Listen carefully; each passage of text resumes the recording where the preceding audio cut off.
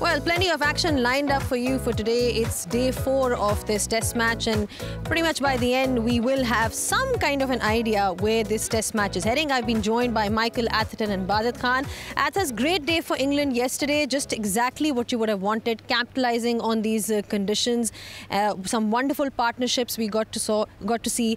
But then, in the end, the story of the day was Joe Root. You know, that record of his, and generally as well, what a batsman he's been for England over the years. Absolutely, a very special player, and it was a special day for him in the context of English cricket.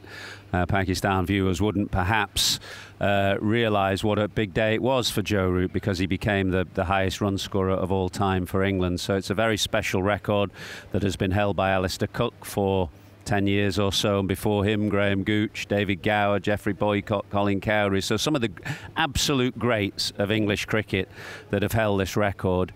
Now it's with Root. He isn't done yet. He's got a lot of cricket left in his legs. He's going to score a lot more runs, and I suspect by the time he finishes, that record's going to be in safekeeping for a long, long time. Baz, another thing with him is that, you know, he likes to score these big hundreds. He's got a great conversion rate, so he's not somebody who settles for those 50s, often goes on to score 100. Then we've seen him score some double hundreds as well, and he's well on his way there. So that's been one of the highlights of his career as well. Yeah, in the little part of his career, the conversion rate sort of fell away, and then I think it was after COVID, after lockdown, that he comes back and puts that to bed. He's worked a lot on his game through that little lockdown period. What I've heard, that he had a lot of analysis on the game, but you'll always remember him. I'm very biased to touch players, and he is one of those touch players, and he's almost a pure batter. So you remember him for his cover drive, his little dab to third. And you look at cricket, and obviously it's an entertainment sport.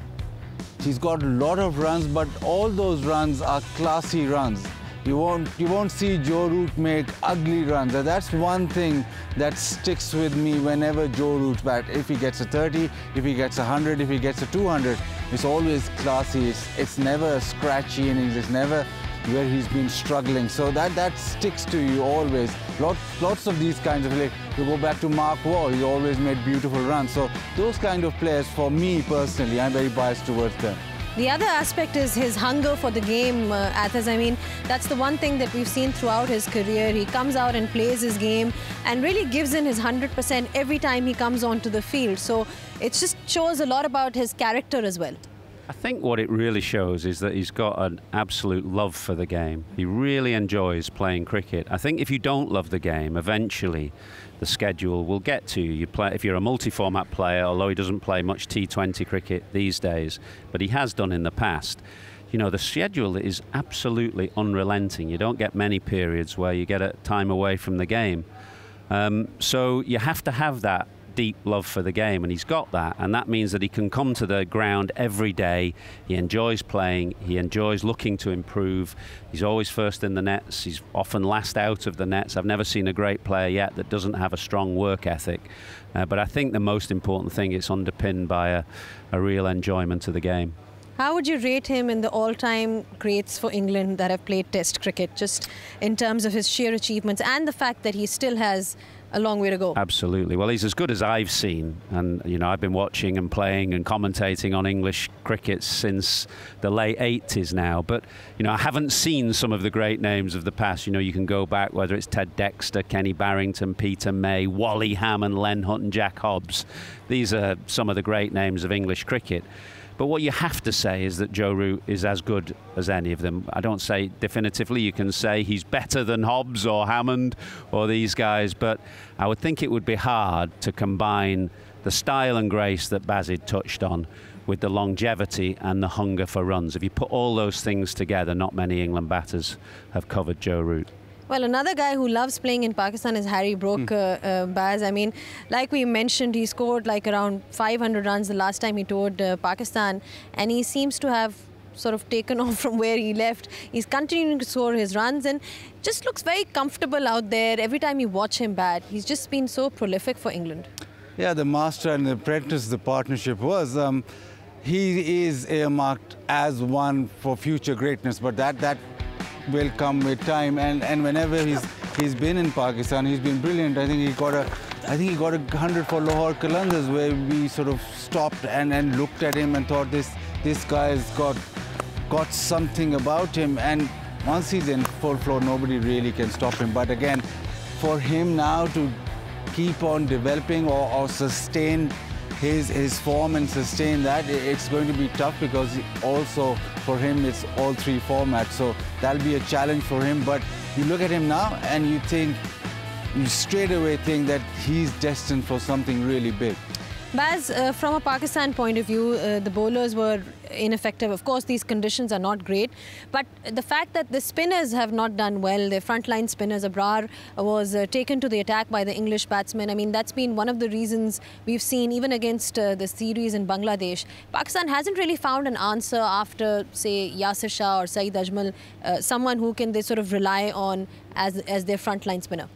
Yeah, it's a problem that's come up when Pakistan has shifted back to Pakistan. In the UAE, the fourth innings, you could spin the opposition out. Yasir Shah got a lot of wickets there. You had Zulfikar Babar, you had Abdur Rahman and Saeed Ajmal. But once you've come back to Pakistan, you found it tough. And traditionally, it's been tough for spinners to actually run through opposition, apart from one venue, Faisalabad. The other venues don't really offer you that much. Now, the problem for Pakistan is that at the moment they haven't identified their strength, or at the moment haven't got a blueprint how to win at home. Jason Gillespie, when I asked him before the series or before the Bangladesh series, he said we're working on finding the strength.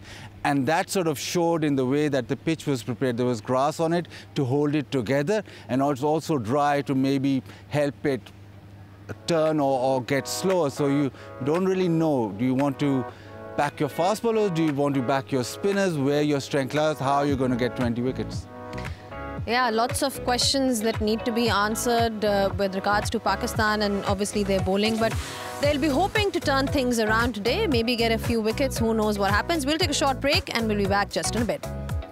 Back on pitch side, and there's been a lot of talk around the pitch and how it's not been that effective for the fast bowlers or the spinners. Not much in there, but it's day 4 of this test match and we saw a couple of cracks, some deviations here and there. Let's find out if it's changed altogether or a little bit from Ramiz Raja.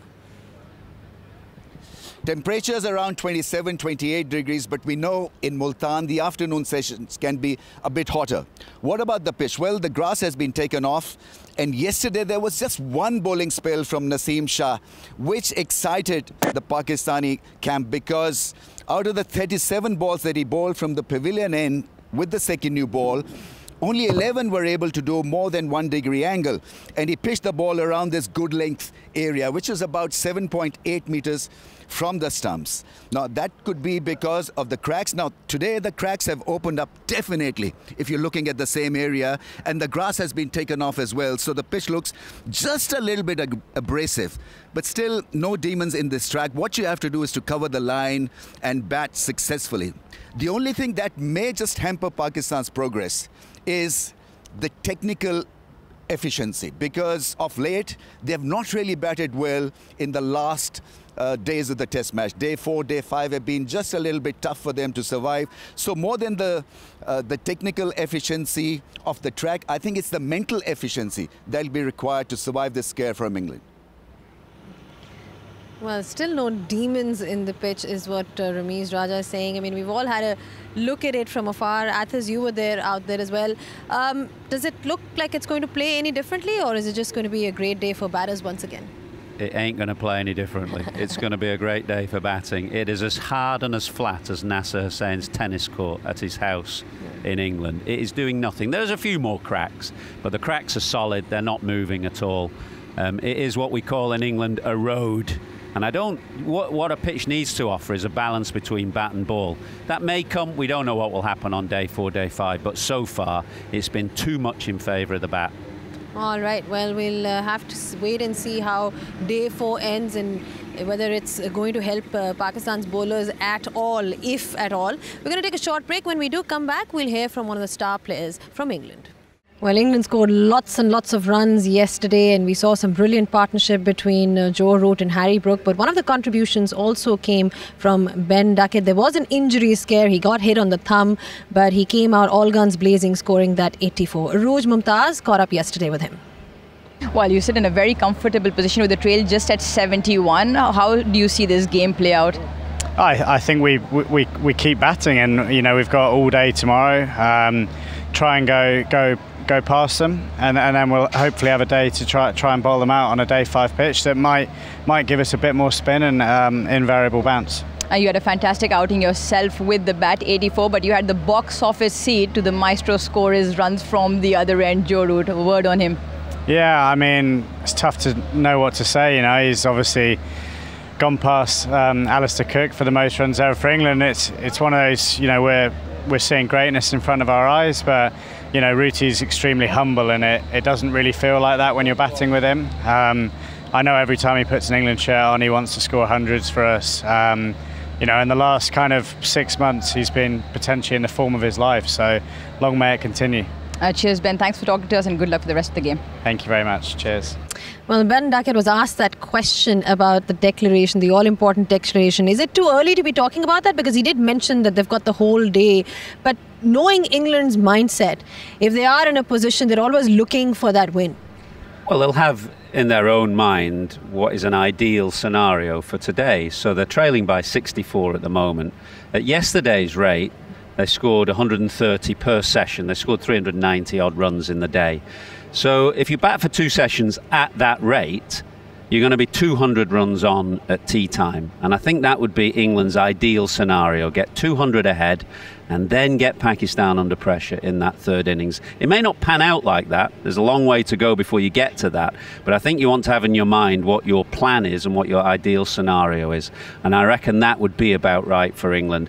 Bat at yesterday's rate, 200 on by tea, 4 sessions to have a crack at Pakistan. What's the plan then, quickly, Bazit, for Pakistan? Firstly, I think Arooj should interview Duckett every day because they're absolutely eye level. That's the interview that should happen every day, not anybody else, because it's up there, it's there. That's a good one. Yeah, for Pakistan, you need wickets. You can't defend anymore because England will blow you away with the runs on the board. And once you're under pressure, no matter how flat the pitch is, we've seen Pakistan have their struggles in the third innings. All right, thank you so much, gentlemen, for your thoughts. It'll be interesting to see how this day pans out. For Pakistan, you heard it from Bazit that they need wickets. Ramiz Raja talking to the curators as well, trying to find out where Pakistan can find those wickets from as well. We'll take a short break. When we do come back, we'll bring you all the live action. Don't go anywhere.